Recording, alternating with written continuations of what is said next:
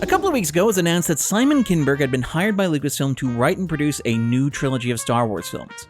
And my reaction to that news was a roller coaster of emotions, but one that felt strangely familiar. So let's walk through it.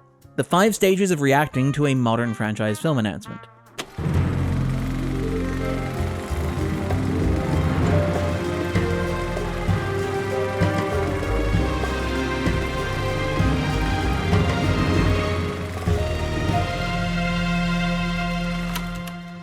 Stage 1. Oh, we're going with this guy. Look, I'm old enough to remember when studios would announce actual filmmakers for these sorts of projects. Sam Raimi's Spider-Man, Christopher Nolan's Batman, David Lowery's Pete's Dragon.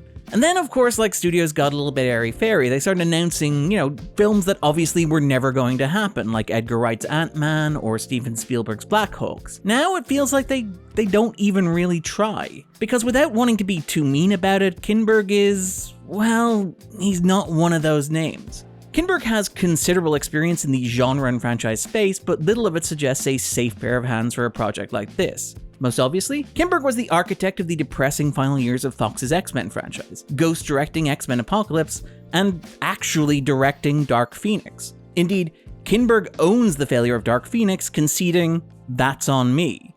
That final film, by the way, was Kinberg's second failed attempt to adapt the beloved source material, as he co-wrote X-Men The Last Stand. Don't you know who I am? I'm the Juggernaut, bitch! The Dark Phoenix saga is easily the most iconic and influential X-Men comic ever published. It was described by Kinberg himself as, quote, "the most enduring story in the history of this very esteemed saga. It is on the very short list of the most important comic books ever published at Marvel, so it is quite something for a filmmaker to fumble the same ball twice." However, even setting aside his handling of the X-Men franchise specifically, Kinberg's filmography doesn't exactly instill confidence. His writing credits include Josh Trank's Fant4stic, and the McG rom-com This Means War, which I'm fairly sure even Chris Pine has forgotten that he was in. Kinberg followed up his directorial debut on Dark Phoenix with The 355, a bland and generic spy caper that squandered an incredibly talented cast that included Oscar winners Jessica Chastain, Penelope Cruz, and Lupita Nyong'o. Kinberg is hardly a visionary auteur. I'm the Juggernaut, bitch! Of course, a cynic might argue that this is probably the point. Kinberg is a writer and producer unlikely to burden his 3 potential Star Wars films with anything as gauche as a perspective or a sensibility. In this sense, he is perhaps in keeping with Disney's stewardship of the brand over the past half-decade. Kinberg seems like the kind of creative who could be trusted to generate about 7 hours of content soup that, like say The Rise of Skywalker, will lack anything as trite as a distinct identity. But that initial frustration is offset by Stage 2. Yeah, but what are the odds of it actually happening? The past few years have seen Disney announce and then roll back any number of big live-action Star Wars feature films from talent like Kevin Feige and Damon Lindelof. Projects from filmmakers like Taika Waititi and Patty Jenkins exist in some sort of weird limbo, where they aren't technically dead, but they also aren't alive either. Hey, you remember Rian Johnson's trilogy, right? And to be fair, it seems like Jon Favreau's The Mandalorian and Grogu, effectively a crossover of the franchise's streaming shows, might actually make it to theaters on time. Still, that movie's twin project, a film focusing on Rey, also starring Idris Elba and written by Stephen Knight, seems unlikely to begin filming next year as originally scheduled. As such, the announcement that Disney will produce 3 consecutive Star Wars movies feels less like a promise of something that will actually materialize, and more like a series of cancellations waiting to happen. Still, once we accept that reality, there's another familiar wave of thoughts that hit. Stage 3. But why is it happening this way? Setting all of that aside, even if somehow Lucasfilm can develop 3 consecutive films without any of the problems that have beset their attempts to craft a theatrical follow-up to The Rise of Skywalker, would this be the right way to do it? Should Disney invest in making 3 Star Wars movies at the same time? To be fair, there's a certain logic at play here. Like most decisions in Hollywood, this choice is very transparently reactionary. The studio has not landed on this course of action on its own merits, but instead is a direct response to past experience. In particular, the Star Wars sequels were very frequently criticized for not being planned in advance. The arc of the trilogy was not clearly defined or mapped out before J.J. Abrams began working on The Force Awakens. It is true that Disney's management of the Star Wars brand has been disappointing, but the issue has nothing to do with the extent to which the sequel trilogy was mapped out in advance. That's a red herring, which fundamentally misunderstands the underlying problem. Stage 4. Oh, they have no idea what they're doing. To put it simply, the problem with the sequel trilogy isn't the trilogy itself. The problem is The Rise of Skywalker. but the first two installments of the sequel trilogy were incredibly well received. Both The Force Awakens and The Last Jedi were the highest grossing movies of their release years. Of course, there was a vocal backlash against The Last Jedi Online, which became something of a weird culture war artifact, but those were both massive successes by any objective metric.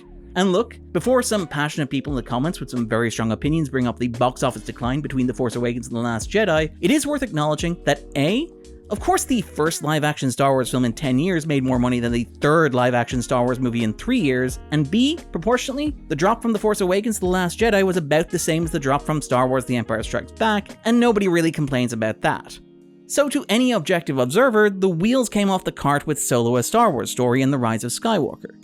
Solo debuted to muted but respectful reviews and a lower A- cinema score, but it completely collapsed at the box office. Then things got worse. The Rise of Skywalker was the first film in the sequel trilogy not to top the annual box office, where it was outgrossed by Todd Phillips' R-rated King of Comedy Cosplay, and earned both the worst reviews and the lowest cinema score in the live-action franchise. This 1-2 punch was catastrophic. The film's one responsibility was to tie up the trilogy.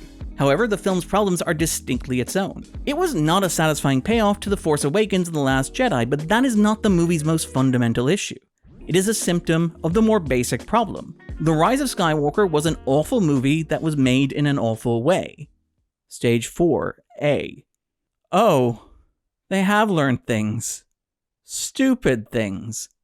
The problem with both Solo and The Rise of Skywalker isn't a lack of grand vision planning. If anything, those two movies suffered from interference by forces with their eyes too keenly focused on the big picture rather than the quality of individual films. Phil Lord and Christopher Miller were infamously pushed off Solo and replaced by professional safe pair of hands and J.D. Vance creator Ron Howard to deliver a much more classical and traditional Star Wars movie. Is that Ron Howard's company? Yes. Yeah. I don't want to be the one to say it, but I hate that guy. The Rise of Skywalker had a similarly troubled production. Colin Trevorrow was announced as director of the project that would become The Rise of Skywalker in August 2015. He parted ways with the company in September 2017, despite having a fully developed script. While Trevorrow's pitch was by no means perfect, throwing it out to start from scratch was a recipe for disaster, particularly when coupled with the aftermath of Carrie Fisher's death and director J.J. Abrams' desire for, quote, a pendulum swing directly against The Last Jedi. In short, the bulk of the problems with Solo and The Rise of Skywalker stemmed from the studio's desire to protect the brand, rather than simply focusing on the priority of making the best possible movie. Lucasfilm's plans for a functionary franchise writer to map out a complete trilogy of films in advance aren't a defense against the fatal flaws of Solo and The Rise of Skywalker. They arise from the same creative impulse. The priority for these studios should be to make a good movie, then to make another good movie, and then finally, to make one more good movie. After all, the original Star Wars trilogy was not mapped out in advance. George Lucas didn't know what each of the individual films were going to be until he started making them. Darth Vader was not Luke Skywalker's father until late into the drafting of The Empire Strikes Back. The tease of another Jedi towards the climax of The Empire Strikes Back was meant to point to a new character, before Lucas retrofitted it to apply to Leia in Return of the Jedi in order to close off various story loops. Just because there is a long-term plan, there's no guarantee that fans will actually like that long-term plan, which will in turn lead to train wreck situations like Warner Bros.' desperate attempts to change course on Zack Snyder's Justice League in response to the reception to Batman vs. Superman: Dawn of Justice. And then we reach the fifth and final stage of processing a new franchise announcement. Stage 5. Are they even trying to make movies anymore? And sure, look, that's a little melodramatic. They are going to make a movie-shaped blob of content that will be released theatrically, but the question is more abstract and philosophical. In some ways, this is the culmination of a larger trend in modern franchise filmmaking, the tendency to treat these sorts of properties as episodes of a gigantic television show rather than as individual films. This is most obvious if you look at the success of the Marvel Cinematic Universe, where you can treat movies like Thor Ragnarok or Captain America Civil War as mid-season episodes, building to the season finale of Infinity War and Endgame. It is, after all, revealing that the one theatrical Star Wars project that is currently on target is a streaming show spin-off. It's very telling that Star Wars' one unequivocal success over the past 6 years has been Andor, the show overseen by Tony Gilroy, which seems to exist almost by accident. Demonstrating the importance of creating space for spontaneity, Lucasfilm originally passed on Gilroy's plans for the show, and only came back to him when their plans for an alternate version, quote, fell apart. The key here is to hire talented creatives, let them create, and develop what works. Of course, hey, who knows? This could all work out beautifully. Kinberg's Star Wars trilogy could move smoothly through production and be warmly embraced by fans. bitch! Who knows? I don't. However, we've been through this before.